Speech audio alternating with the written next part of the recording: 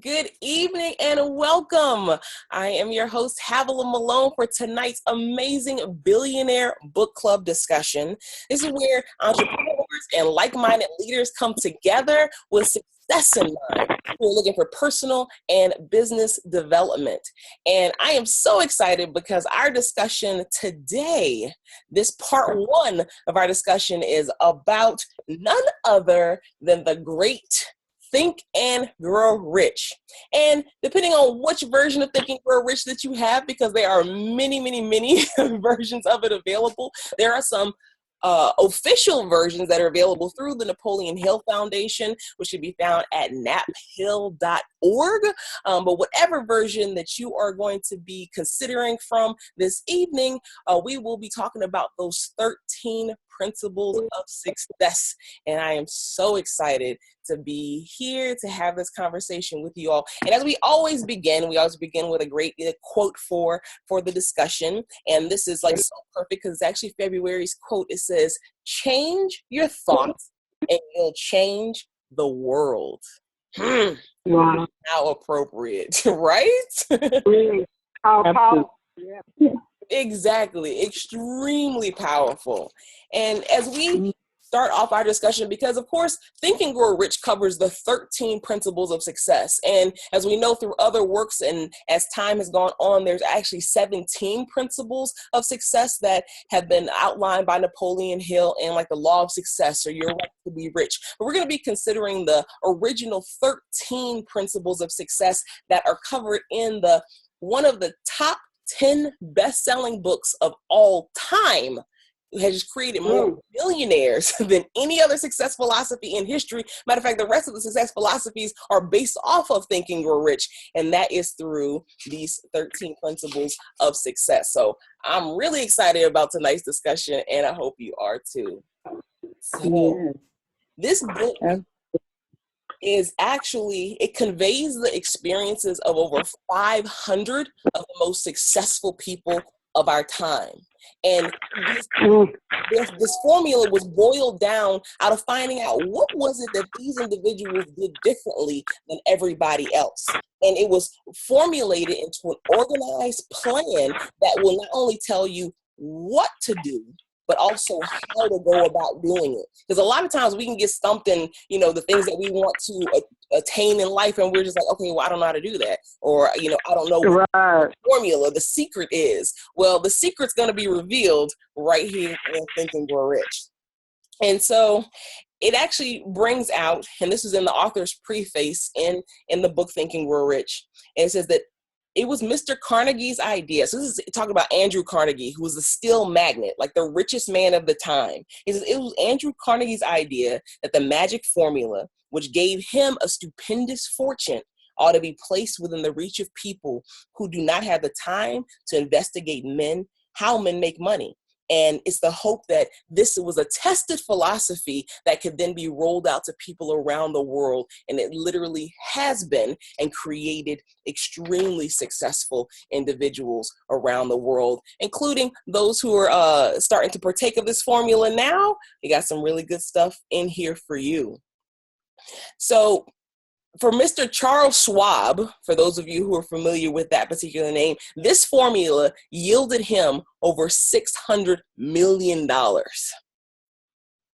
So reading this book, provided that you know what it is that you want, can yield you really it's up to you what it is that you want to be able to get out of it. Now, again, it says that depending on if you know what it is that you want. And so a lot of people, they don't know exactly what it is they want. So even using these 13 principles to be able to help spark within you the idea to be able to determine for yourself what you want to be able to move forward with and be your life's purpose. So it helps no matter what aspect of your journey that you're in, this will give you the tools needed to be successful. And it says that the secret, because there's a secret here, it says the secret is mentioned no fewer than 100 times throughout this book. Now, here's the thing though, it's not directly named. For those who It seems to be more, it works more successfully for those who can like just kind of find it for themselves. So as you read the book, something will probably jump out at you. And if you're ready for it, then you will get that secret, which in actuality really isn't a secret at all. So with all the mystery and what was that? I think I know what it is. Good, good. And it says that, and there's no such thing as something for nothing. So the secret to which Napoleon Hill is referring, it cannot be had without a price, although the price is far less than the value of it. And it says it can't be had at any price by those who are not intentionally searching for it. It can't be given away. It can't be purchased for money, for the reason that it comes in two parts. One part is already in possession of those who are ready for it. So if you're ready for the secret, you already have half of the equation. So yes. And then I just want to go through and just share a little bit about like the background. So Napoleon Hill, for those of you who are familiar or maybe even not familiar with Napoleon Hill, he was a writer, and he wrote for a paper, and he was doing a column on success. And his editor sent him to do an interview with Andrew Carnegie. And he was supposed to be there for a few hours, get the information he was searching for, and then head back to write his article. But during his time with Andrew Carnegie, Andrew saw something in him. He saw something special in Napoleon Hill. So he ended up keeping him there for not just a few hours, but for over the whole weekend. So he invited him to stay at his estate, and they had these conversations, these really engaging conversations. And when it came down to the last day, right before Napoleon Hill was supposed to leave, Andrew Carnegie made him an offer. And he said, I want to be able to test this formula of success. And what I want you to do is be able to bring this formula to people around the world. Now, it's probably going to take you about 20 years of your life. And I'm not going to pay you to do it. Like, I will make introductions to these really successful people so that you can go and interview them and get from them like the things that, make them different from everybody else, or the way they think and the way they operate. But you'll have to like front your own bill on that. And so Napoleon Hill, because it was fortunate even that weekend that Andrew Carnegie allowed him to stay at his home, because he didn't have enough money to stay at like a hotel or anything like that. He like reaches in his pocket, and he had literally enough money to be able to get home. But he thought to himself, he was like, if this man, who is the most successful man of this time period, sees this thing in me, sees this potential in me to be able to bring this formula to the world, obviously there's something there. So he accepted it. He accepted the assignment. And it did. It took him nearly 20 years of his life. And he interviewed over 500 of the most successful people of his time. Some of those people included, as are mentioned here in Think and Grow Rich, Henry Ford, William Wrigley of like the chewing gum, George S. Parker of the Monopoly game, King Gillette, President Theodore Roosevelt, President Woodrow Wilson, Thomas Edison, and the list goes on and on and on. And these are the people who he was able to extract this knowledge from, that is a part of, or that comprises, these 13 principles of success. So there is a very significant historical value to what it is that we're going to be discussing this evening, and know that these are time-tested principles that you can apply in your life. And good for you for being here and being a part of this discussion, because it really says something very special about you. So who's ready for the secrets to success? I'm ready. I'm ready. Yes. So, in the introduction, Napoleon Hill shares that truly thoughts are things, and powerful things at that, when they're mixed with definiteness of purpose, persistence, and a burning desire for their translation into riches or other material objects. So he gives an example, and throughout the book, he gives like examples of people who are putting these particular principles into play so that we can see ourselves. We can see how this can play out in our own lives. So he shares the example of a Mr. Edwin C. Barnes. Now, Mr. Barnes, he had met Thomas Edison one time, and he became like enthralled with him. So is there anybody who you've watched them on television, or you've seen them, speak, or you've seen them in action, doing their thing, and you were like, oh my goodness, like I want to be like that person, or I want to work with that person, like for me, it's been, Oprah Winfrey. Like she is somebody on my list. Like I'm going to work with Oprah Winfrey. Mine too. Yes, absolutely. And matter of fact, a lot of the things that she has done in her programs have influenced my life. Whereas now she introduced me through her program to like the Tony Robbins event, like the UPW, the Unleash Your Power Within. And because of that program, I actually went and ended up working with Tony Robbins as a mentor and a coach. And so we have these people that we observe that become these catalysts for us. And see what Edwin Barnes did is he made a decision, because he said, I want to be Thomas Edison's business partner. Now, at the time that he made that decision, he had no conceivable thought or knowing how he was going to make that happen. Matter of fact, he didn't even have enough money to be able to get from where he lived over to where Thomas Edison's workshop was. So, but he made a decision. And he had a definite decision. He didn't say, well, I just want to be, in Thomas Edison's association. Like, I just want to be around him. He said, I want to be his business partner. And from there, he ended up, matter of fact, and there were some difficulties with him being able to bring this into fruition, but he ended up traveling by blind baggage. And so basically what that means is he was a part of the freight on the train. To be able to get himself over to Mr. Edison. Yes. And then when he got there, he stood before, and this is what Thomas Edison said. He said, he stood before me looking like an ordinary tramp, but there was something in the expression of his face which conveyed the impression that he was determined to get what he came after. I had learned from years of experience with men that when a man really desires a thing so deeply that he is willing to stake his entire future on a single turn of the wheel in order to get it, he is sure to win. I gave him the opportunity he asked for because I saw he had made up his mind to stand until he succeeded.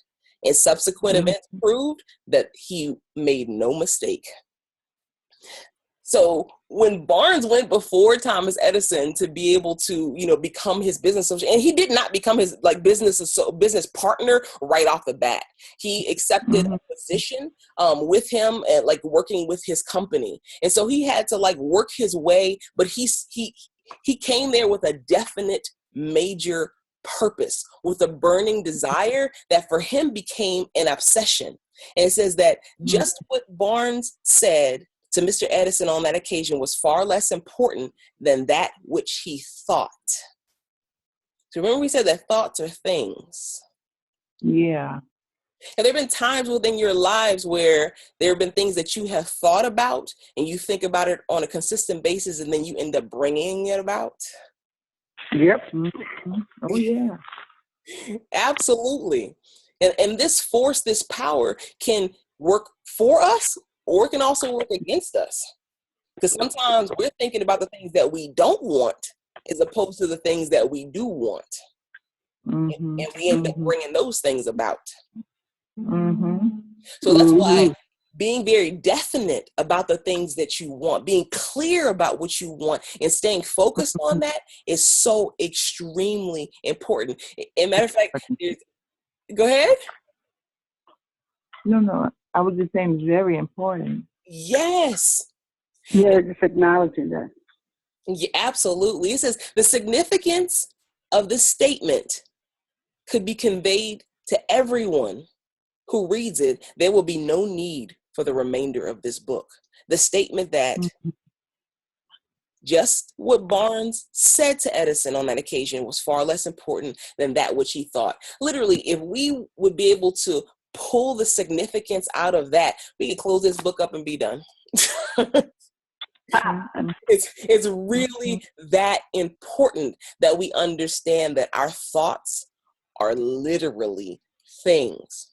But we are going to continue on, and we're going to talk about the rest of those principles because they do all play into it. But that's one you want to be able to hold on to. That's a statement of fact that is extremely important in your journey, no matter where you are in that journey. And it says, when opportunity came, it appeared in a different form and in a different direction than Barnes had expected. And that's one of the tricks of opportunity, because when he first went in to become a business associate of Thomas Edison, he wasn't given like the partnership job. He was given a job to be able to do some sales for him. And there was actually a product that Thomas Edison came out with called it's the dictating machine. And nobody was excited about this machine in his office. Like all his salespeople were like, oh my goodness, like this thing is not going to sell. It's going to be hard to sell it. And when everybody was turning their nose up to that dictating machine, Edwin Barnes saw an opportunity. He was like, here could be my opportunity to be able to prove my worth in this situation. So he went to Edison and he said, let me take this machine. He said, and I will sell it. And Edison was like, sure, like go for it, because nobody else seems to be interested in this. And he did. He took it and he sold it so well that he ended up becoming a partner of Mr. Edison. And matter of fact, the slogan, the business slogan that they ended up coming with was made by Edison and installed by Barnes. Wow. And that's the thing about opportunity. It usually never comes in the form that you think it's going to come. It usually comes with a little struggle attached to it. It comes with a little defeat or some obstacle attached to it, which is why most people miss it. Right, you're looking for something neatly packaged. They're looking for this beautifully packaged opportunity that's like, That actually was one of my posts today. I put that up. Obstacles are often disguised as opportunities, something like that. Yeah.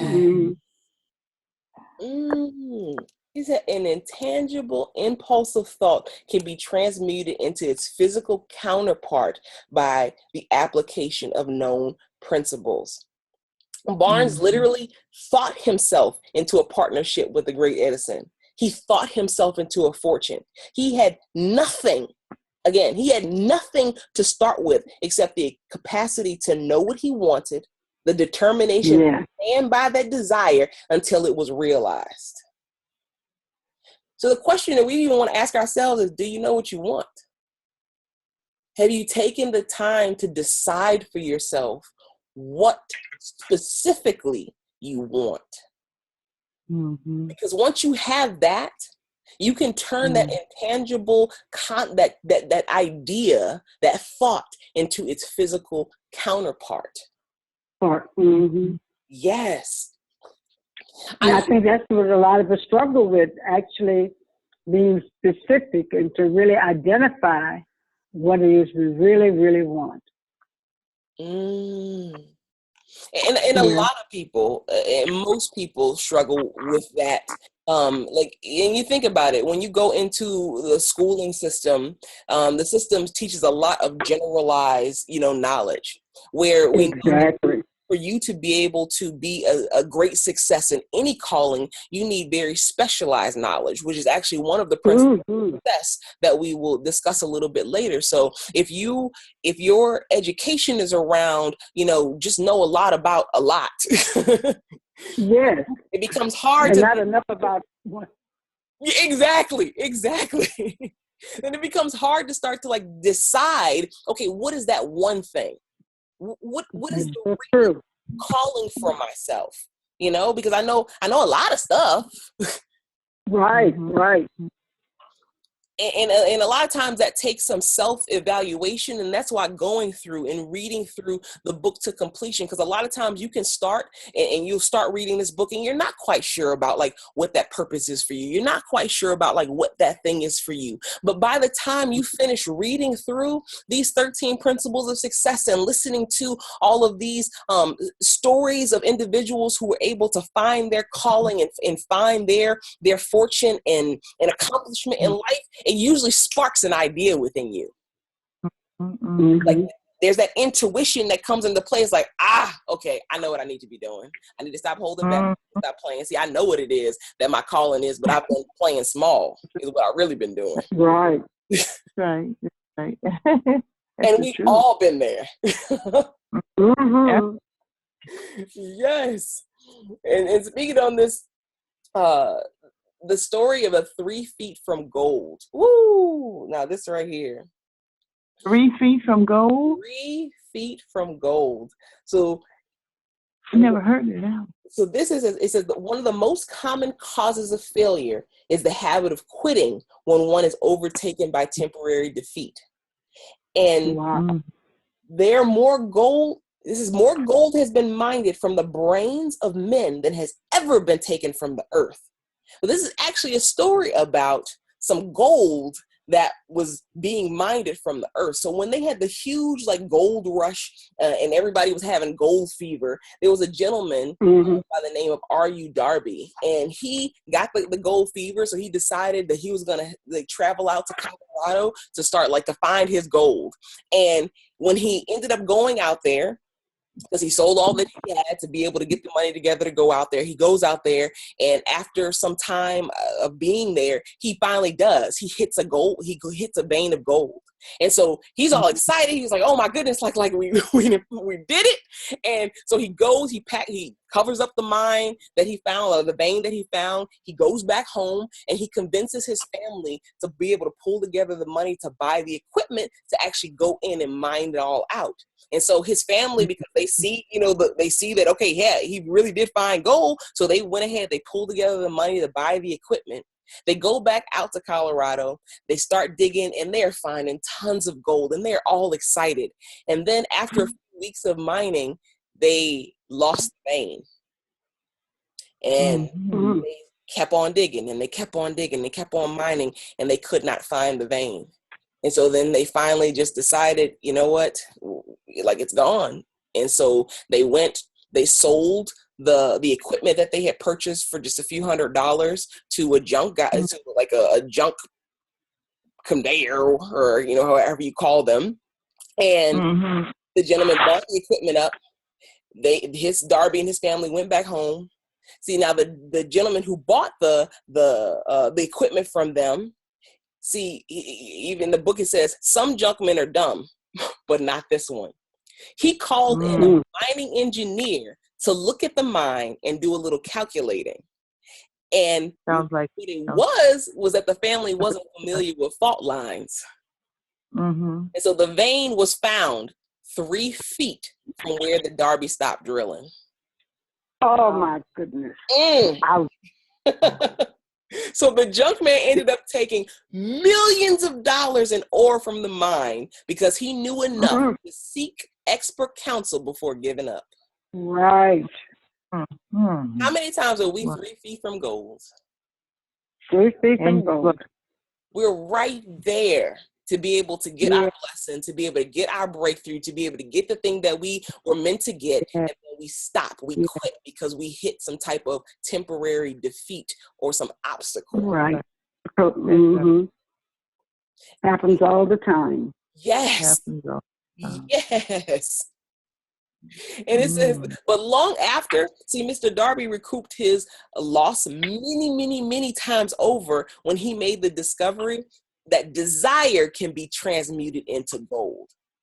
Because, see, he stopped himself from being able to take advantage of that situation, but he learned a very valuable lesson from it.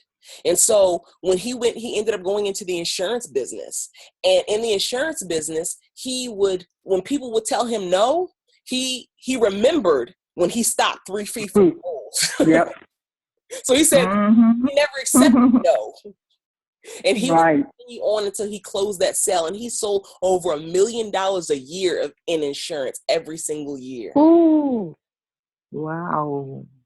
Wow. Then too, can we take the lessons from the things that happen within our lives and say, okay, you know what? I messed up on that one. Yes. But learn from it. Mm-hmm. Exactly. Exactly. So this is such valuable lessons, you know, through the stories that are shared in Think and Grow Rich. And and matter of fact, there's a famous poet who said that you are the master of your fate, the captain of your soul. Yeah. Yes. I heard Oprah say that too. Yeah. And the reason why we are the masters of our fate and the captains of our soul is because we have the power to control our own thoughts. That is the sail of the ship. So if you can take control of your thoughts and direct them where you want them to go, then you, and matter of fact, you do direct them. Now, whether you direct them where you want them to go or they're being directed where you don't want them to go. Exactly. But there's no in between. No. No.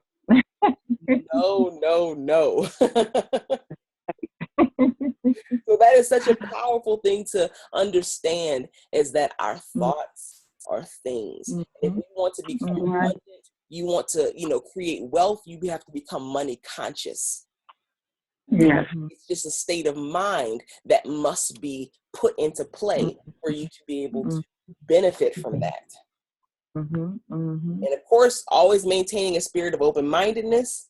And you want to read this book at least 3 times. At least 3 times. And go back and read it over and over and over again, because you will pick up such valuable information. It literally will be priceless in your journey. So that's actually going to bring us into principle number 1 of these 13 principles of success, which is that of desire, which is the starting point of all achievement. Absolutely. Yes. And so a lot of times when we look at people who have been successful in life, we see the glory, but we don't really know the story. Like, and Absolutely. so we'll look at things and you think that, okay, it was so easy for somebody to go from point A to point B to get the things that they wanted, and there was no struggle in there, which is so not the case. So when we're going through our own struggle in life, we need to know that we're not alone in that. So so there are actually 6 steps to being able to attain riches. And so those 6 steps, and these are 6 definite practical ways of being able to gain riches. First, you want to fix in your mind the exact amount of money you desire. It says it's not sufficient merely to say, I want plenty of money, but be definite as to the amount. And there's actually psychological reasons behind that definiteness that are going to be described in further chapters. But like if you said, okay, I want plenty of money, and somebody gave $10, well, that could be plenty of money. There's 10 money to some, right? Somebody it's gonna be plenty. Exactly. So you have to fix in your mind a specific amount of money. And then step 2, you want to determine exactly what you intend to give in return for the money you desire, because there is no such thing as something for nothing. Right. Third, establish a definite date when you intend to possess the money you desire. 4, create a definite plan for carrying out your desire and begin at once, whether you are ready or not, to put that plan into action. So once you've decided for yourself, okay, this is the amount of money that I want, this is what I'm willing to give in order to be able to get that money, here's the date that I'm going to get it, and you start working on a plan, even if the plan is not completely formulated, you don't have all the bits and pieces and parts to it, you start where you stand with what you have in hand, and then better tools will be provided for you as you go along. So often we try to wait till we're ready. Right. So we got all the ducks lined up. And there's no such thing because you'll never be ready. It's the doing that gets you ready. That's Exactly. Yes. And then fifth, so once you start and you put that plan into action, the fifth, you want to write out a clear, concise statement of the amount of money you intend to acquire, name the time limit for the acquisition, state the intended that you're going to give in return for it, and describe clearly the plan through which you intend to accumulate. So you want to write it all down, not just have it in your mind, because how often we're like, okay, you know, yeah, I got a plan, like, yeah, I know what I want or whatever, yeah, it's in my head. It's a dull pencil is better than a sharp mind. Right. Write it down. And then sixth, you're going to reread that statement aloud twice a day. Once just before retiring and at night, and then once after arising in the morning. And as you read it, you want to see, feel, and believe yourself already in possession of the money. It's the belief. It's the seeing yourself. It's the use of that visualization that is the most powerful piece of that. Because if you can see it in your mind, then you can hold it in your hand. Wow, I like that. It is so powerful, because if you can't get a clear picture of the thing that you want, that exact amount of money, or that particular, desire of yours, that dream job or that entrepreneurial endeavor that you want, if you can't get a clear picture of that in your mind, then like it says, where focus goes, energy flows. If your focus is vague, then guess what? Your energy is going to be dispersed very vague, and what you're going to get back is vague. So that's why the clarity and you being able to see it, and not just okay, I want $1 million. And what if you said it like that? Like, okay, I want $1 million. There's no life behind those words. You want to have feeling, because that emotion is the juice. The emotion juice that brings it to life. You're like, I will have $1 million. I'm a millionaire. Yes. You must different tone altogether. Yes, you must command those things to come to you. That is such an important piece. It says to see yourself in possession of the money. If you truly desire money so keenly that the desire becomes an obsession, you will have no difficulty in convincing yourself you will acquire it. None. So it says with money consciousness, what that means, as determined by Napoleon Hill, is that one can see oneself already in possession of it. Has there been a time in your life where there's something that you wanted that then you saw it? Like before you actually got it, like before it became a physical manifested thing in your life? Like, share with me, like someone who's on the line tonight, what is something that you saw so clearly and you saw yourself in possession of it and now you have it?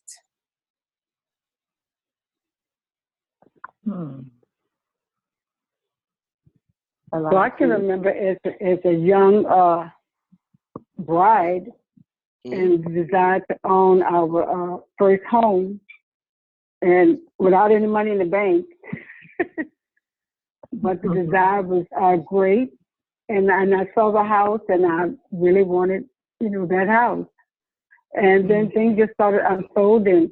The job changed, and I was able to just to save, and in short time, we were in the house, and pinched myself. I said, I can't believe this, because I just didn't see it on the, on the drawing board initially. I just saw it, and I just saw myself in it. So you're right, that does happen.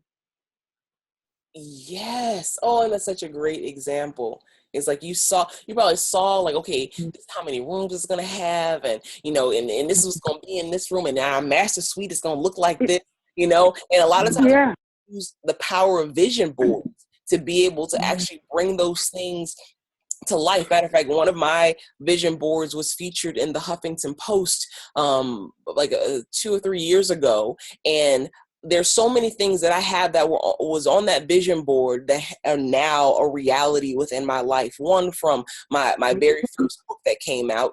I had board around that. Like, and I saw the cover of the book, and like the title, of course, was different from what it ended up being. But like, I saw Right. book and I put it on that vision board, and it became a reality, and it was a #1 bestseller. And I saw a trip to Egypt. Like, I knew I was going to go ride on camels. I was going to be at those pyramids of Giza. I was going to go to the Cairo Museum. I had those specific things on my vision board, and I could see myself there. I felt myself there. Like, I felt, yeah. yes. And matter of fact, this past November, I went to Egypt. Awesome. Yes. Awesome. So manifest a definite purpose, knowing exactly what you want is key, and seeing yourself, like having it in your mind's eye where it's so clear, where it's like, no, wait, have I gone already? Or like, do I have the money already? Because it's so real for you. Then those universal forces have to provide it for you.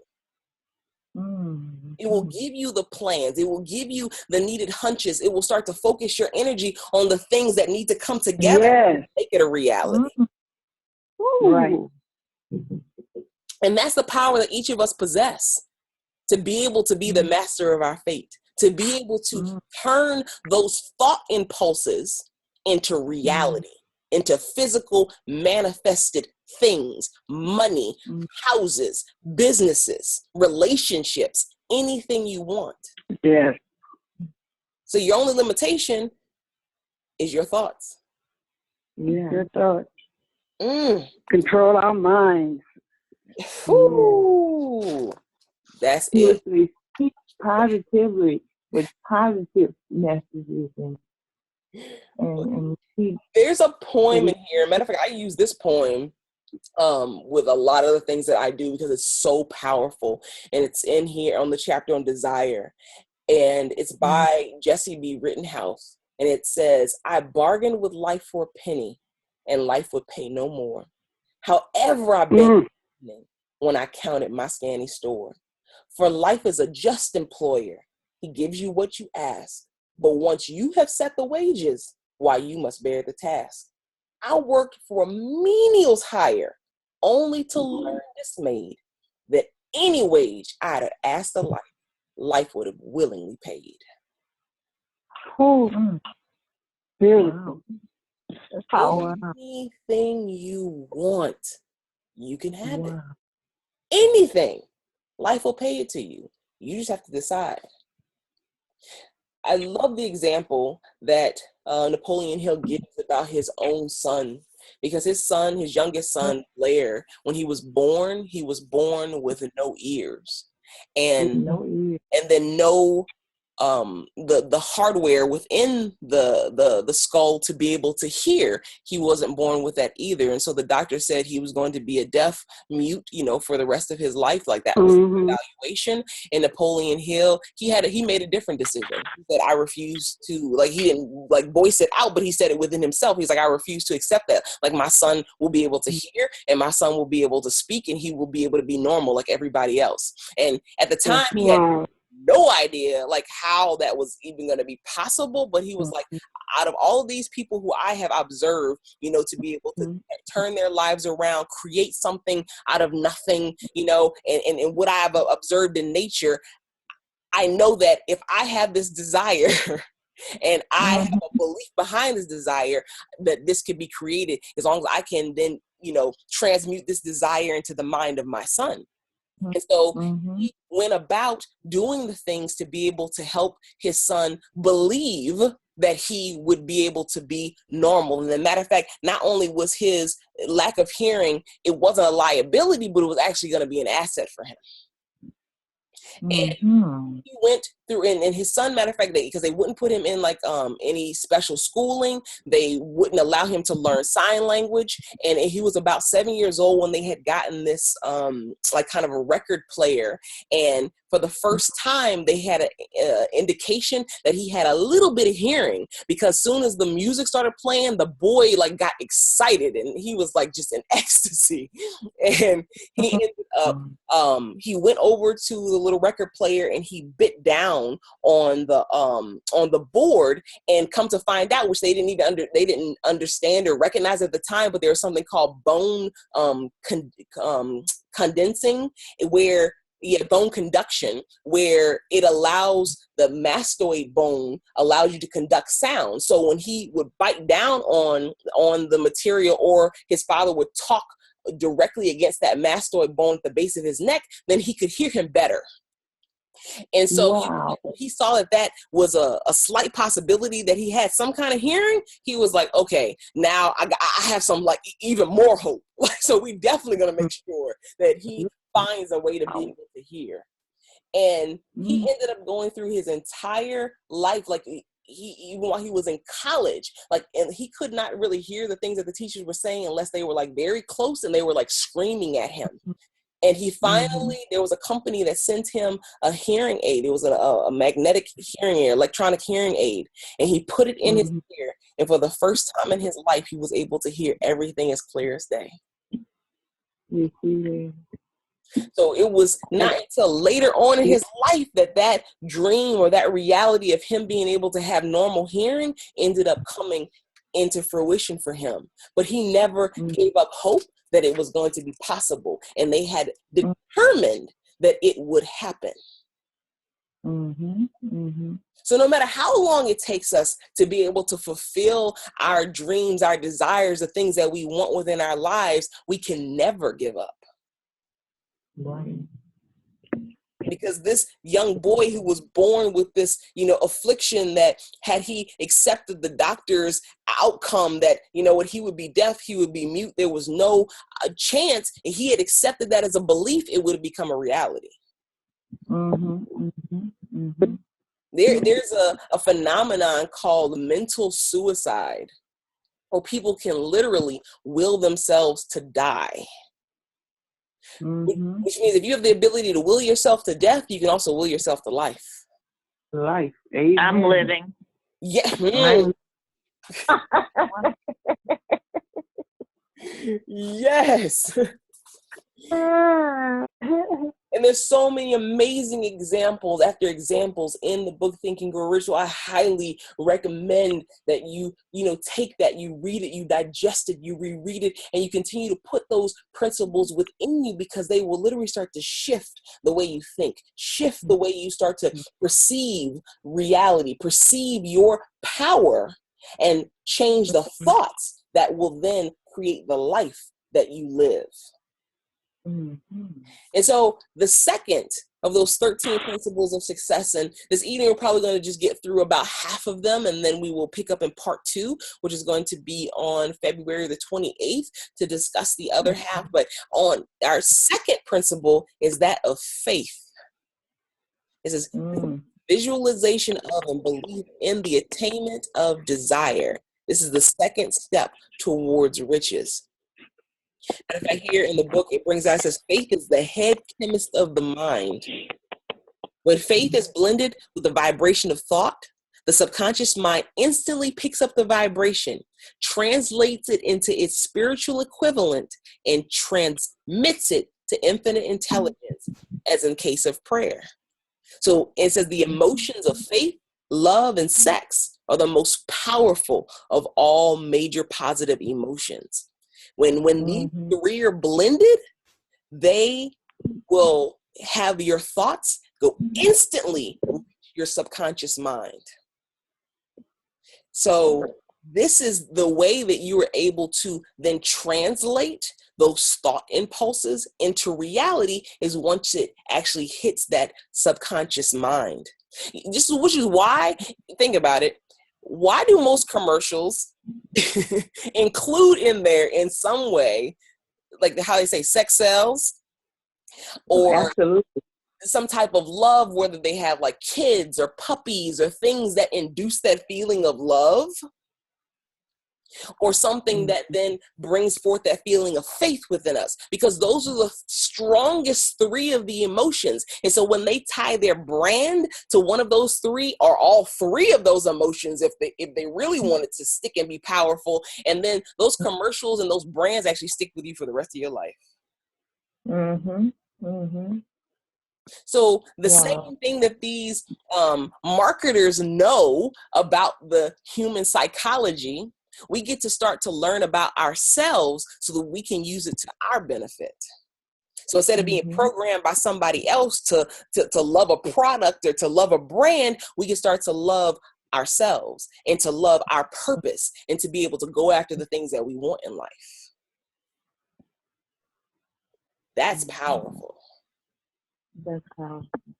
Yes. So it says faith is a state of mind which may be induced or created by affirmation or repeated instruction to the subconscious mind through the principle of autosuggestion.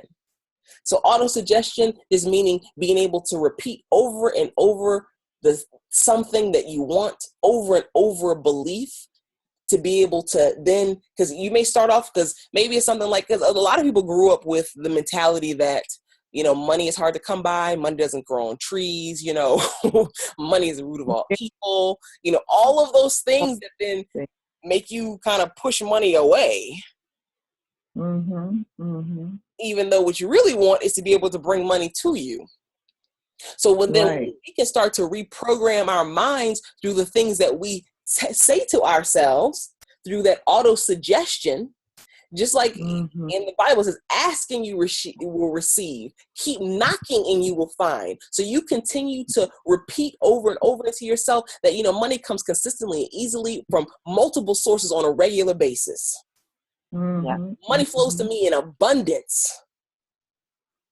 You say the things that will then start to shift your belief system, start to shift your thought impulses, and bring that thought from the conscious mind into your subconscious mind in that state of faith and belief, then you will create it within your life. I just want to drop in. Bob Proctor said, every day, say, I'm so happy and grateful now that money flows to me through multiple sources in increasing quantities on a continuous basis. Every day, 1,000 times for 90 days, and magic happens. Absolutely. And Bob Proctor is a huge student of Napoleon Hill and Think and Grow Rich. Matter of fact, he has stated in a lot of his works that he reads Think and Grow Rich or from Think and Grow Rich every day. That's a part of his routine every single day. So those affirmations and those ways, and thank you so much, Jeremy, for sharing that, because that is a powerful affirmation that you can incorporate within your life to be able to create those things. Because you want to just take that from that subconscious mind, because when you say it in the beginning, you know, if that's not something that you're used to, then you more than likely don't believe it. You're like, oh, okay, like it's coming to me on an abundance and I got all these bills. But it's the fact of that auto-suggestion of you saying with emotion, you saying that repetition, you saying it with that power of force that creates that faith and belief in it, that then it will be transmuted into that subconscious mind, and then, because then it will become a part of you, and then you can manifest it. So that's a great affirmation. So is that one that you use?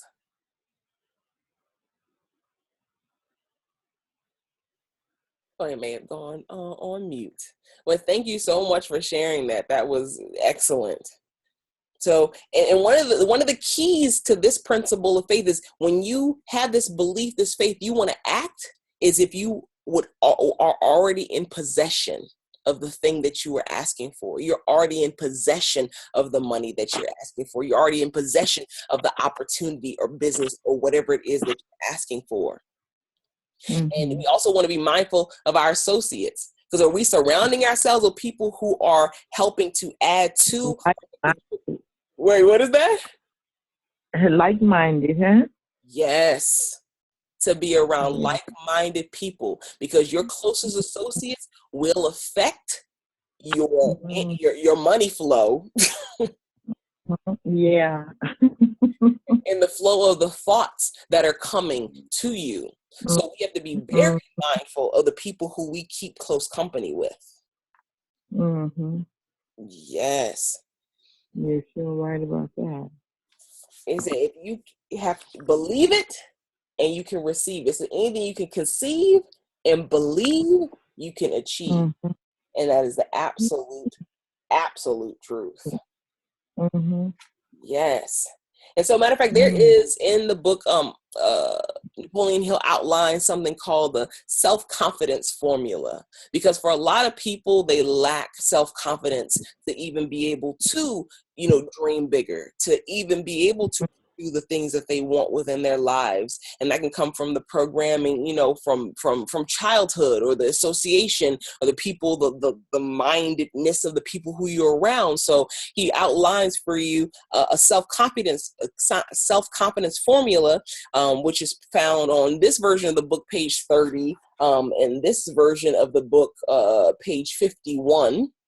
And it breaks down, says, first, it says, I know that I have the ability to achieve the object of my definite purpose in life. Therefore, I demand of myself persistent, continuous action towards its attainment. And here and now I promise to render such action. Second, I realize the dominating thoughts of my mind will eventually reproduce themselves in outward physical action and gradually transform themselves into physical reality. Therefore, I will concentrate my thoughts for 30 minutes daily upon the task of thinking of the person I intend to become, thereby creating in my mind a clear mental picture of that person.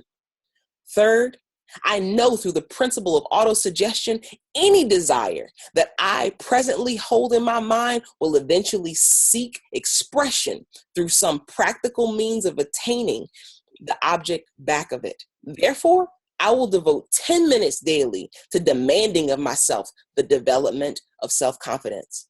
Fourth, I will clearly write down a description of my definite chief aim in life, and I will never stop trying until I shall have developed self-sufficient confidence for its attainment. And fifth, I fully recognize that no wealth or possession can long endure unless built upon truth and justice. Therefore, I will engage in no transaction which does not benefit all whom it affects.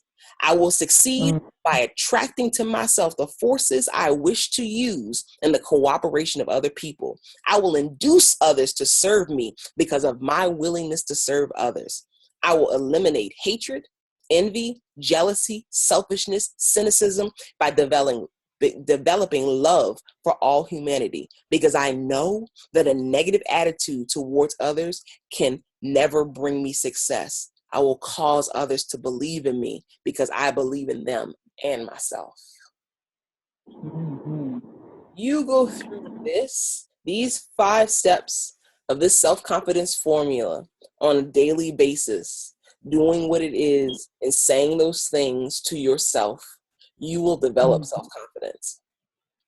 It's a shock to a lot of people, but even as, public of a life that I have lived, from being on like national television shows and, having my own shows and doing a lot of things in the public eye, like I used to lack self-confidence. Like I was probably the most self-conscious person you would have ever met if you knew what was going on in my mind behind the scenes. I was always worried about like what other people thought and if I was good enough, and I never felt good enough. And so like my outlet was accomplishment. My outlet was, okay, if I could keep on being the best in this moment, then I can get the pat on the back that makes me feel somewhat good for the moment. And then and it was like a drug that I had to continually keep seeking. And it was a journey to be able to get to a place where I truly had true self-confidence and love of self. And it's not something that happens overnight, but once you make a decision about something that you want for yourself, and you start to use these principles, use those affirmations, use that auto-suggestion to be able to change your thought impulses, then you can literally create any reality that you want for yourself. Because the person that I am today is so night and day different from the person I was 2 years ago, 3 years ago. So these principles are so extremely powerful, so powerful, and they can help us in any and every aspect of our lives if we're ready for it. Yes. So any thoughts thus far on, what we've discussed up until this point, or even any questions? I have a thought. Yes. Hi, this is Sheila Mack. My thought, what comes to me, I once had somebody tell me that I wasn't good enough. And I walked away and said, I'm so much better than that. Because that's some bullshit coming from them. I can hear you well. And the minute that we're living our truth, I think of the Bible and our talents. Are we bearing our talents? Are we living our truth and our talents? Because I honestly believe that the minute and our talent, there is no competition. There's not good enough, better enough. You're just who you're supposed to be. And you're living, if you live definite of purpose and you're on point, even if you're thrown off by life, you're still going in that direction. That calling is pulling because that's what you're supposed to do, and all the help will come to you. You just got to keep doing you, not anybody else. And that's it. Just get thrown off and keep going. Definiteness of purpose. So that's what I found really helped. Thank you so much for sharing that, Sheila. You were so absolutely right.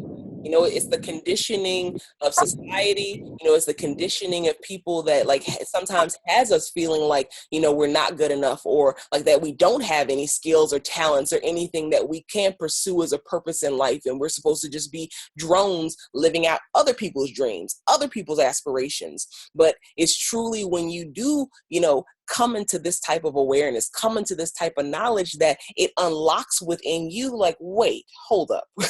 There's more that's meant for my life. Like I'm here for a very specific purpose. And it's a powerful purpose. And this whole journey has really been to draw me to that. And you're right. Once you decide what it is that you want, then that idea, which was an idea in your own mind, it can then take a life of its own.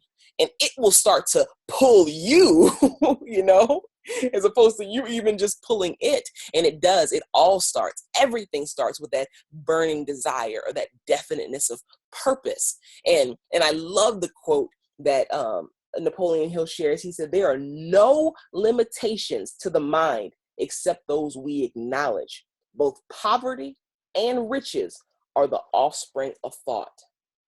It's our thoughts that are the thing that craft our life. And through this philosophy, through these principles, we learn how to then craft the thoughts. We learn how to manipulate the forces, that mind power to be able to get our intended result and the results that we deserve, and not just the ones that other people have dreamed up for us. So thank you so much for sharing that. That was extremely poignant and powerful. Thank you. And matter of fact, that even brings us to our third step towards riches, that third principle, which is that of autosuggestion, and which is the medium for influencing the subconscious mind.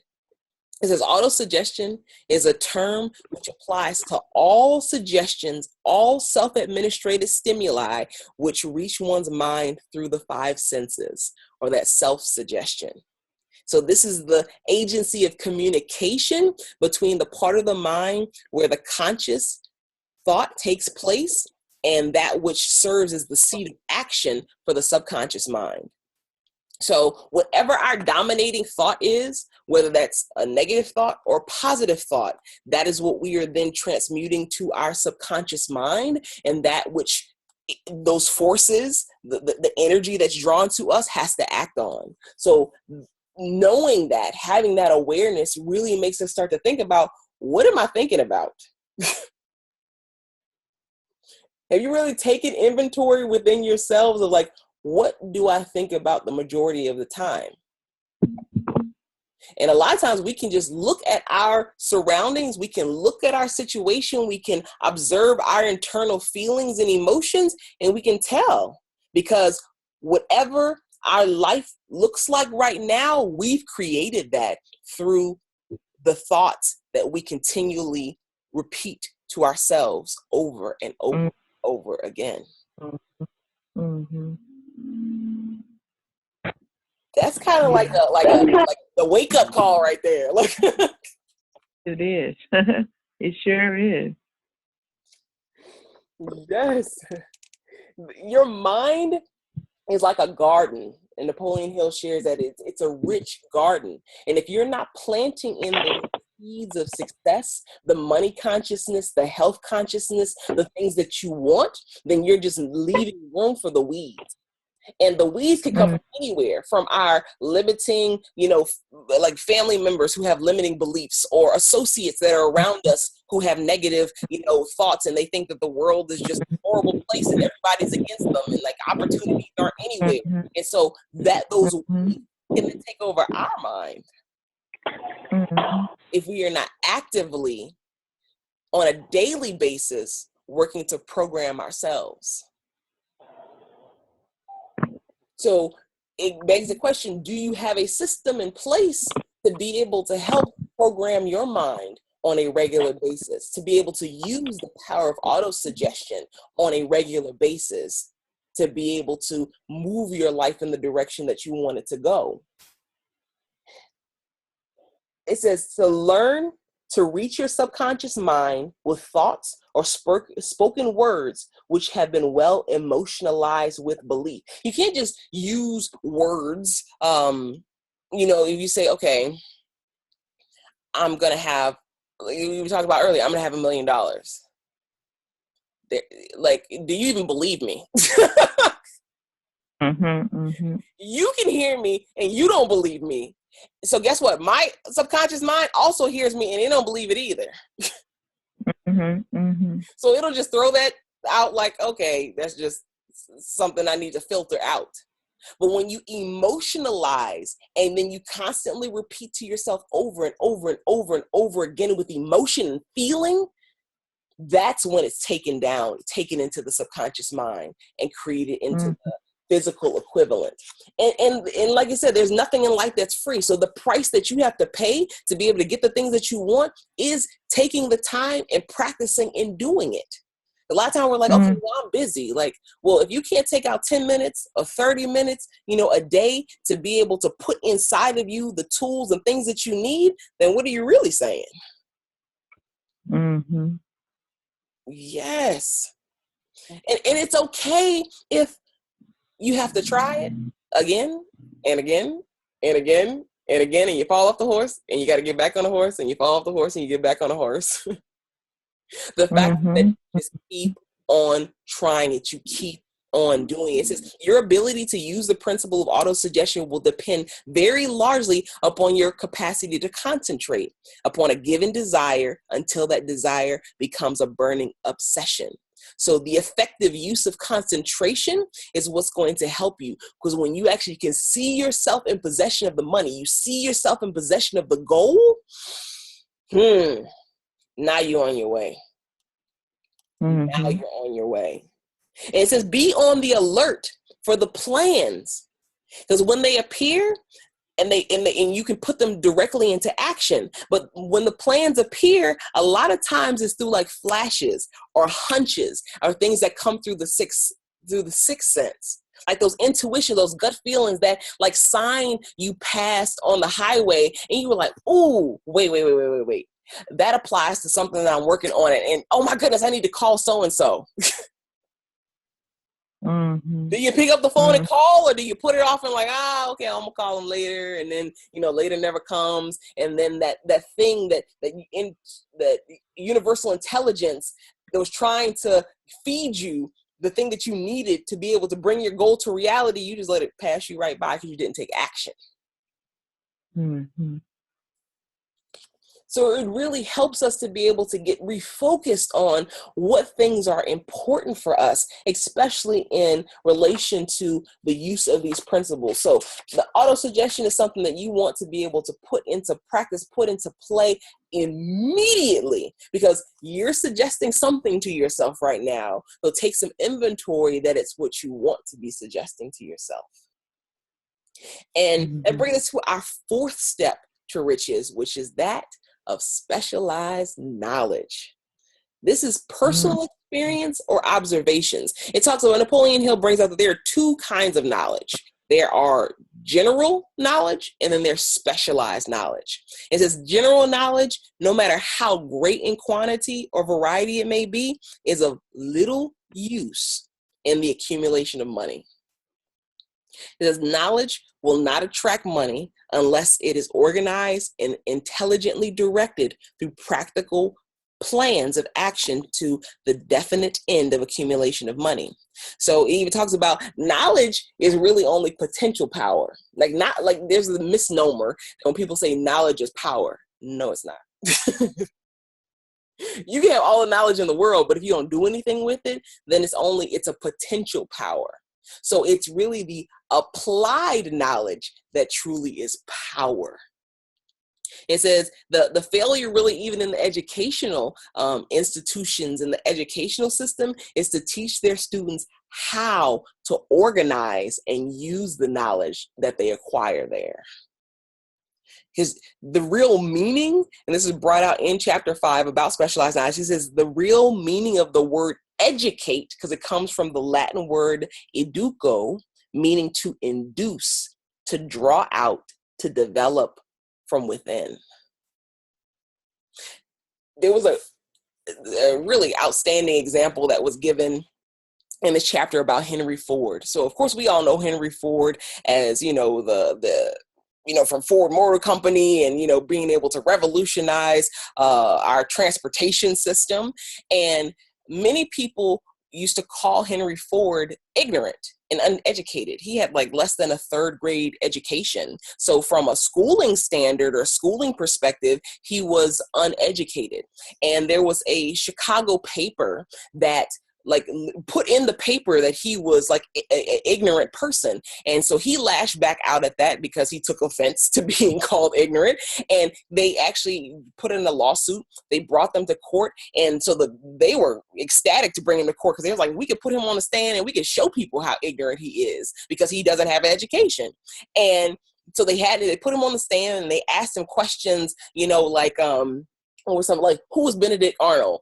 And they asked him questions like, how many soldiers returned, how many soldiers did the British send over to America to put down the rebellion of 1776? And Henry Ford was like, well, I know that less came back that they sent over there. And they just asked him like a barrage of these like general questions. And he finally got to a point that he was just like, okay, enough.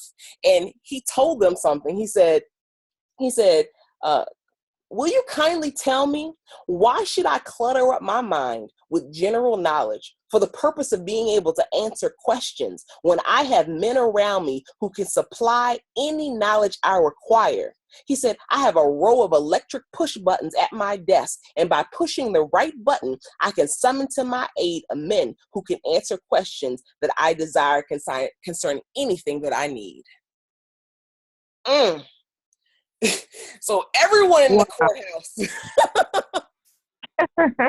was like, okay, that's not the answer of an uneducated man. It's like, no, I surround myself with the people who I need to give me the answers that I need for what I need. So why would I fill my mind with all of this general stuff? Right. That is so brilliant. Yeah. Absolutely brilliant. And a lot of the examples that Napoleon Hill shares of the people who he went and interviewed, including Thomas Edison, because Thomas Edison had like less than a 6th grade education. So education, or to be educated, especially in specialized knowledge, one of the most powerful things you can do is have a mastermind alliance. To be able to induce people who have the knowledge about the things that you need, to be able to work in harmony with each other, to be able to provide you with the information you need to succeed, that's education. Even Andrew Carnegie, he stated himself, he said personally, he knew nothing about the technical end of the steel business. And he did not particularly care to know anything about it. Now, this is the steel magnate. This is the man who's the richest man of the time in the steel business, and he knows practically nothing about the technical end of the steel business. He said the specialized knowledge that he had, he found available through the individual units of his mastermind group in the minds of the other people who he was able to bring together. That is strategic. That is powerful, because at the end of the day, no man is a lone island. No one can accumulate great riches by themselves. So you can go and say, okay, well, I need to know it all. I need to have all of the knowledge, myself. No, you don't. You can use the power of other minds to work in harmony and cooperation with each other to get the things that you need, as long as it is beneficial for everybody in that group. So yes, it says Thomas Edison only had 3 months of schooling. I'm sorry, was someone was sharing something? It says Henry Ford had less than the 6th grade of schooling. So it pays to also know like where to purchase knowledge, where to get the knowledge that you need. So whether that's through classes or books or through specialized schooling based off of your niche or your industry, go to where the knowledge is that you need to be able to acquire it, or be able to bring together the people that you need to be able to bring about whatever the outcome that you're looking for. That is extremely important. And we never want to stop educating ourselves. And in fact, a couple months ago when we did the book, The Top 10 Distinctions Between Millionaires and the Middle Class by Keith Cameron Smith, the number 6 distinction between millionaires and the middle class was that millionaires continue to educate themselves all throughout their lives. Where middle class feels like after school ends, then like the education period ends. And so in any calling, in any industry, even Napoleon Hill shares that you want to continue to acquire specialized knowledge in relationship to your business, your profession, your purpose in life. And that is the order of the day, is specialization. So definitely in whatever it is that you are pursuing, keep the knowledge flowing. Keep the knowledge flowing. And this actually brings us into the 5th step towards riches, which is that, which as a matter of fact, this is one of my favorite topics, and it's that of the imagination. This is the imagination is the workshop of the mind. It is the impulse, the desire is given shape, form, and action through the aid of the imaginative faculty of the mind. Man can create anything which he can imagine. It reminds me of children. Like when we are young, we have just the most creative minds. We imagine worlds and friends and just like anything. Like, you can give a child a box and a child can like create a castle and a life and, subjects and heirs and like all kind of things, just from their imagination. And it seems that somewhere along the lines, a lot of times with the adults, we start to shut those pieces of ourselves down and we stop using our imagination to be able to create.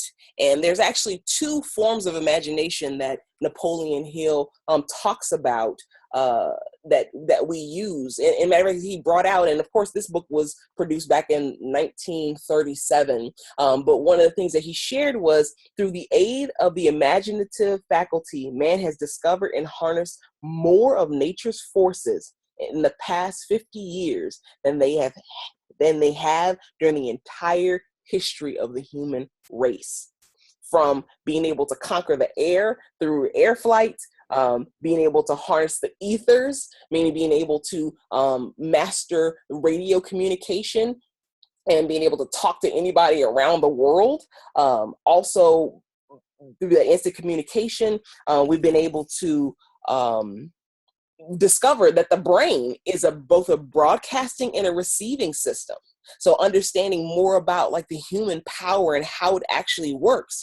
And those 2 different forms of imagination that then create all that we have are, one, synthetic imagination. And that is when we take or arrange old concepts or old ideas and just rearrange them into new ideas or to new combinations of ideas. And this is the most common thing that we use. And then 2 is our creative imagination. And this is where we tap into the finite mind and we create something completely new. So it's not from a past idea or old concept, but it's something that is brand new. And those come from like out of inspirations and hunches that are received. But for the most part, most people use their synthetic imagination.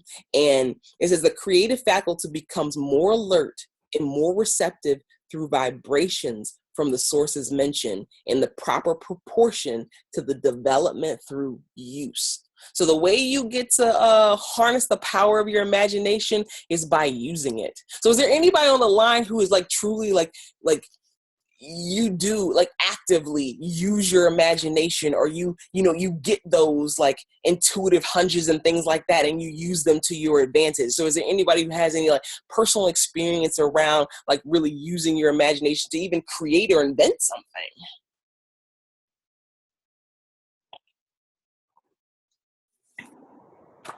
Okay. Sorry, go ahead.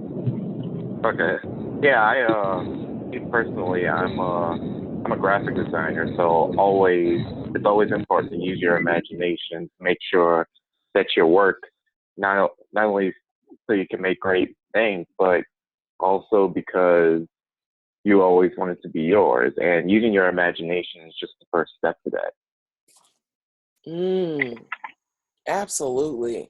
So you're able to take ideas and reformulate them together and then create some amazing things. So whether it's graphic designs or logos or like flyers or wherever the things that you end up designing, but you pull some of those things from your imagination. That's excellent. Thank you for sharing. Yeah. And then no problem. Thank you. And then the young lady, what were you sharing? Okay. So for me, I design things, and it's like I can see it before it comes together. So for a little house that I made into 4 units now, and it's making over $6,000 a month, was something the minute I bought it, I saw it. And it's taken almost a year to get it all constructed, but as it goes, I keep cash flowing, and now I have a vision of other places. But I do that a lot, so I can see a property and I can say, okay, I can get 40 to 60% more income by doing this because I see the finished product. So it's the vision.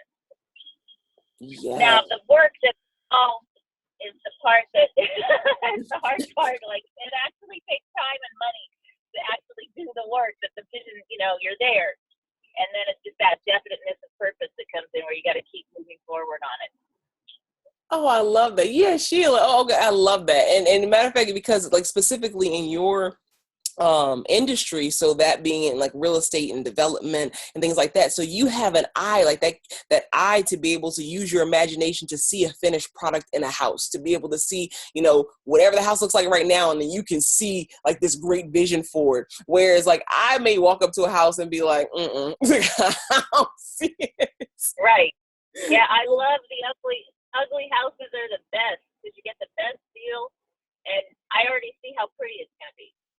Oh, I love that. I love it.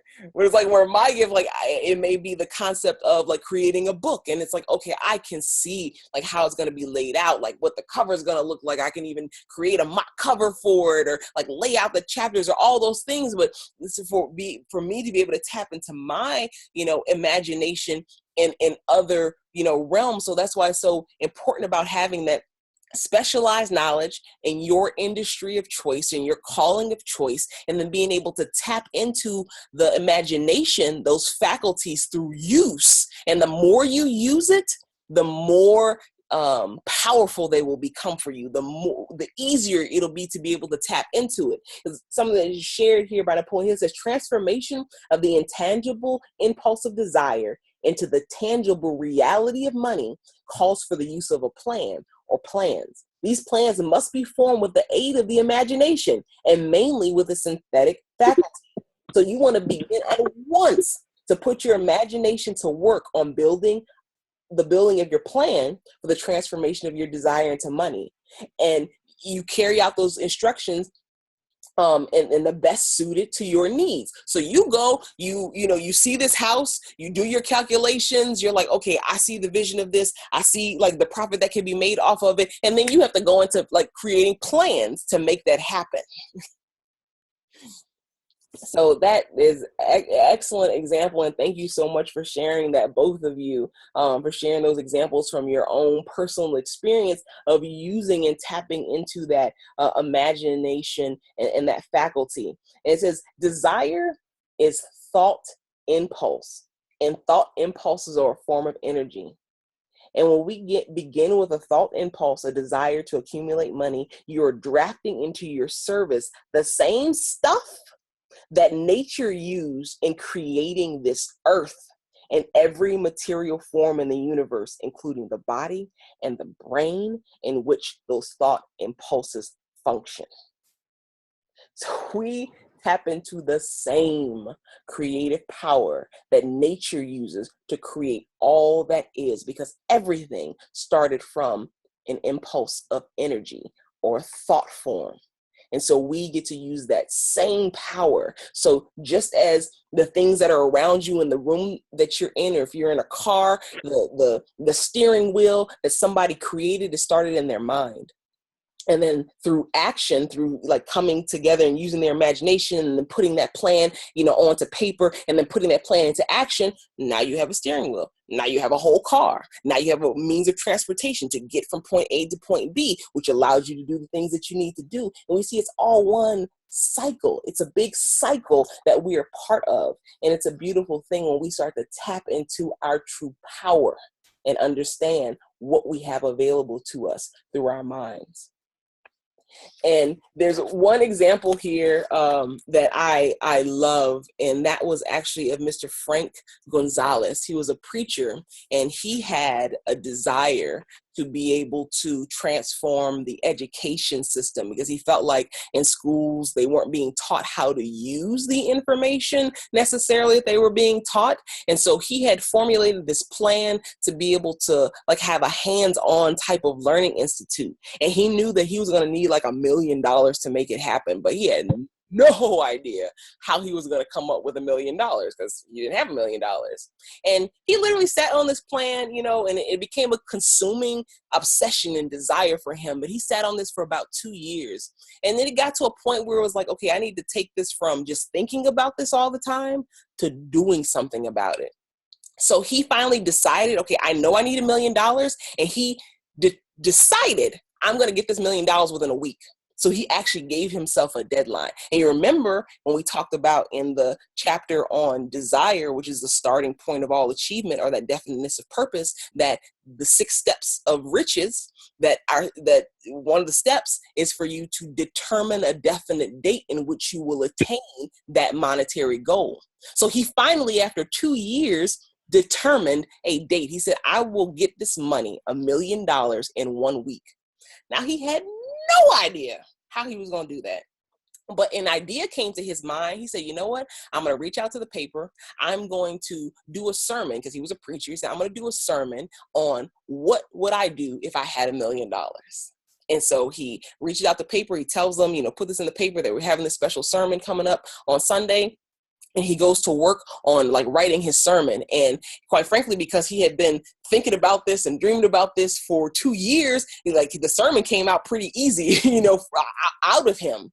And he that night before, he stayed up, he went through his sermon, and he was like really feeling really confident, really good about it. And he was just like, I hope that, and he put out a prayer saying, I hope that somebody in this audience will hear this, will receive this, and, act upon it, or like something happens to be able to make this a reality. And he ended up leaving his house. He gets there to be able to deliver his sermon, and he forgot his sermon at the house. Which ended up actually being a big blessing for him, because he gets up there and he speaks from the heart. He shares his vision of what he would do in this learning institute that he would create. And in the audience, after it was all over, there was a gentleman who was sitting about 3 rows from the back, and he gets up and he starts heading towards the pulpit. And he says, I really enjoyed your sermon. And he says, and I believe that the things that you said that you could do in creating this institute and helping to shift the learning of our youth, I believe that you can do it. And he said, as a matter of fact, I want to prove that I believe that you can do it. He says, he gave him the address of his office. He says, you show up tomorrow at my office and I'm going to write you a check for $1 million. And Mr. Gonzalez, and Mr. Gonzalez goes there the next day, and the gentleman did, in fact, provide him with the $1 million. This story, this example, literally shows that all of those things, from not only having a burning desire, but then becoming definite about what you want, having that exact amount that you want, and the plans in place to be able to do it, and a date by which you will do it, that the forces of the universe will come together to be able to help you to bring it into manifestation. Matter of fact, the gentleman who gave him the $1 million, his name was Philip Amoror, and the institute that he ended up creating was called the Amor Institute of Technology, and he was the one who funded him the $1 million. So even this story is able to give us hope that, you know what, sometimes we want to be able to conceive from like beginning to end. Like, okay, if I have an idea and I put together a plan, this is how it's all going to work out, and this is how it's going to, you know, end up manifesting, and I know from point A to Z how it's all going to work. That's not your job.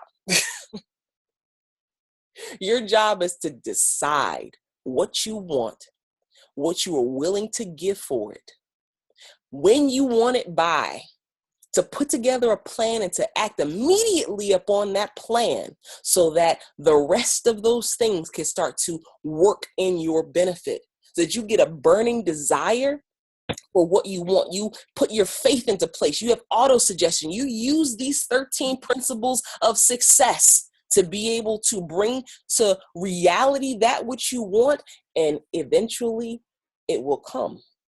And there are countless stories of individuals, facts in Thinking Grow Rich that outline this very thing for each and every one of us. And so we're going to, I'm going to open up right now, because we got through our first 5 steps to riches. Of course, we know there's 13 in all. We do have a part 2 to this discussion that's going to be on February the 28th. So next Tuesday at 7 p.m. Central, 8 p.m. Eastern, and 5 p.m. Pacific time. So we definitely encourage you to join us for that discussion to pick up on the rest of those principles of success. But I want to open it up right now. If anyone has any comments or questions based on anything that we've discussed so far. It's a lot of information, but hey, when you're ready for it, and even if it's just planting those seeds within you or cultivating the soil that's already there, you will get the things that you need by digesting this information. So I'm going to open it up right now for anybody who has any thoughts or questions. Yeah, so I have a quick one. So the thing about, you know, the plan and acting on it that most interests me with this whole, you know, concept is the fact that, you know, so many people, you know, believe in constructing a business plan and, you know, and having an exit strategy as well, you know, so that it's almost like they're planning for failure in the beginning, you know, and that's something that seems to appeal, you know, to a lot of well, at least investors who, you know, for an entrepreneur who's seeking, you know, investors, they want to know, well, how am I going to recoup my investment if this thing, you know, were to fail? But this concept here is, you know, it's almost failure proof. I mean, you know, this is, you know, just a plan for success only. And I'm trying to, you know, complete the thought on it, but basically it's, you know, it changes the way, you know, you would think about a business plan, I guess is what I'm saying. Certainly. And even in relationship, and thank you for posing that, because a lot of times what people are looking for is for a, you know, fail-proof system to be success. And quite frankly, and even something that Napoleon Hill shares in Think and Grow Rich, that most people who achieve great levels of success have failed multiple times. You have the example of Thomas Edison, who failed, quote unquote, over 10,000 times to be able to find the right formula for creating the incandescent bulb. You have Henry Ford, who, when he decided he wanted to have the 8-cylinder motor cast in one part, because it used to be cast in several pieces, he wanted cast in one part. All of his engineers told him it was impossible. Like it's not possible to do it. And he said, I hear what you're saying, but I want you to do it. I want you to make it happen. And because he had his mindset on, because he was able to, he had a definite purpose and he had a burning desire to be able to have the attainment of that. And he saw no such thing as impossible. He saw it as possible. So he put his engineers to work on, I want you to make this happen. And for the first 6 months, he goes back to his engineers and they weren't able to do it. So he says, okay, no problem. Keep working on it. Make this a reality. Make a 8-cylinder motor in one block. And they were still kind of like, okay. So they go back to work on it. Another 6 months pass and they weren't able to do it. So a year has passed now of them failing on creating this. And then he came back after a year. And he was like, okay, what's going on? And, do you all have it? And they're like, no, not yet. He was like, okay, keep working at it. And then they finally were able to do it.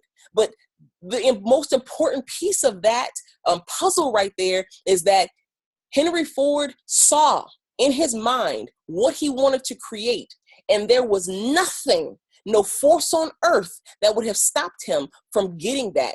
Even though when you look at an outsider's perspective, it's like, okay, well, he failed a lot. But people in history, what do they remember? The success. That's why one of the things that's so important about Think and Grow Rich is they share the actual stories of these individuals who we look and hail as these, inventors and leaders in our world, because a lot of times we only hear the story of where they succeeded. So we look at them and say, okay, well, yeah, they're this great inventor or this great innovator or this great business leader or this multi-million and billionaire, but knowing that their real journey was riddled with adversity, with defeat, with failure, but you were only truly a failure if you quit. That's it. If you quit. I'm sorry, someone's sharing something? Yeah, this is Chrisella. I logged on kind of late because I was on a call, but I was just saying to speak because I was listening to the gentleman just now, and something that I've been saying that I'm gonna bring forward and I'm gonna start in the first quarter of this year, and I didn't know how I was gonna do it financially, and also I want to go back to this thought that I had that when you were speaking about the example that in business is risk. And that's, when you're a true entrepreneur and you have that in your heart, you're afraid of failure a little, but then again, you're not. You're willing to take that risk. But something that I wanted to come to pass in March, I say the first quarter of this year, this is going to come to pass, but it to me is looking like, oh, it's not going to come to pass because I don't have that type of financial money to do this. And y'all guys, I just wanted to share, I got a call today that is almost like a miracle, and it's like, it's beyond my imagination of how this venture or this project will come to pass. Wow. It's beyond my imagination of how my thought was to have this project in nationally, right? But I didn't know that it's going to take place internationally. Wow. So that's how big, that risk and it just is a blessing to be on these calls. I had to log on. I was on the phone talking to you. I said, I got to get on this call. And as soon as I got on the call, you guys were sharing something that I needed to hear. So to the young man, I don't know, the gentleman who was talking about, yes, some people want to see business plans and stuff, but just a testimonial from me, they didn't see a business plan. So they didn't see none. like now, no business plan. It's just the passion, the heartfelt, just like the preacher, that heartfelt word and everything that he said, and then somebody believed in him. So they didn't see a business plan, but I do understand what he's saying. Like most people do want to see business plans, but there's that one person out there that's gonna bring that thing that you feeling, you know, and you want to come out in the universe as that one person that's gonna believe in you with a business plan or without one. Absolutely. And thank you so much for sharing. Congratulations on that amazing news. Absolutely. Talk about putting the principles into practice. That's fantastic. And the gentleman who shared, yes, you definitely want to be able to have your plans, you know, down in writing, and to the thought that you were sharing about that risk of, you know, failure and, you know, the obstacles that may come. There's actually one thing I want to share with you that came from the book, and it said, a while ago, a great warrior faced a situation that made it necessary for him to make a decision which ensured his success on the battlefield. He was about to send his armies against a powerful foe whose men outnumbered his own. He loaded his soldiers into boats, sailed to the enemy's country, unloaded soldiers and equipment, then gave the orders to burn the ships that carried them there. Addressing his men before the first battle, he said, "You see the boats going up in smoke? That means that we cannot leave these shores alive unless we win. We now have to choose. We win or we perish." And they won. So when you decide, this is what I want, and I'm willing to stake everything on it, yes, you may come against obstacles, you may face adversity, you may even have temporary defeat that comes your way. But there's always an equivalency to benefit in every defeat and adversity that comes. But if you have the state of mind of belief in that thing, that goal that you want, then you will attain it. When it's going to come about for you, that's a part of your journey. That's the thing that's going to unfold for you right on time. But know what you want, and even if you have to start again and again and again and again, if it is the right thing to do, then keep doing it. Keep doing it. So I hope that was helpful for you. Yes, that was awesome, Havilah. Yeah, that was great. Awesome. Oh my God. You just don't know how much of a blessing you are on these calls, man. And it's always the right call, like the right man. God is really using you, like really. It's a blessing to have these calls. It is. It sure is. Thank you so much. And I so appreciate you all, like this community that we are creating around like-minded leaders and entrepreneurs who are like, you know, just about our growth, you know, personally and in our businesses. Like this is huge. Like it's just as much a benefit for me that it is for each and every, it's probably more a benefit for me, quite frankly.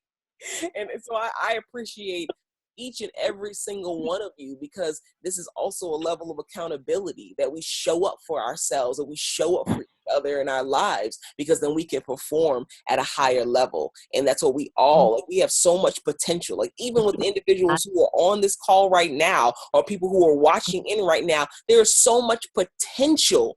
And we want to be able to take that potential and manifest it into reality. So that's what this is about. So thank you. Yes. Thank you, Havilah. Absolutely. And I want to thank each and every one of you for joining us today. I also want to be able to, so again, mark your calendar. So we're going to take up part 2 next Tuesday. That's February 28th, 7 p.m. Central. So make sure you're here. And then also I want to go ahead and introduce to you the book of the month for March, which is actually, I'm going to share it on the screen right now. And it is The Total Money Makeover by Dave Ramsey. So we do a money march. Yes. Nice. Yes, Nice, make nice. sure that you go pick up a copy of The Total Money Makeover by Dave Ramsey. This book is going to inform you, how to make your either sad and skinny bank accounts and bulk it up with some cash, make it a cash machine. So if y'all interested in learning more about that, then and the two he shares. Uber. Yeah, exactly. He shares how to recognize the 10 most dangerous money myths, and this to be able to secure, a very nice little money machine for yourself. So we are excited about that discussion for March. So mark your calendars. Part 1 is going to be on Tuesday, March 14th, and part 2 will be on Tuesday, March 28th. So it gives you time to pick up the book, give it a read, and have a discussion with us in March. So bam, bam, bam. Matter of fact, here's mine right here, the money makeover. Awesome.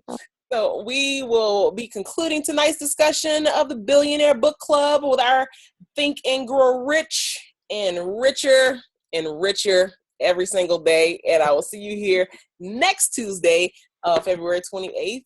And y'all have a fabulous evening. Have a fabulous evening as well. Thank You have a good evening too.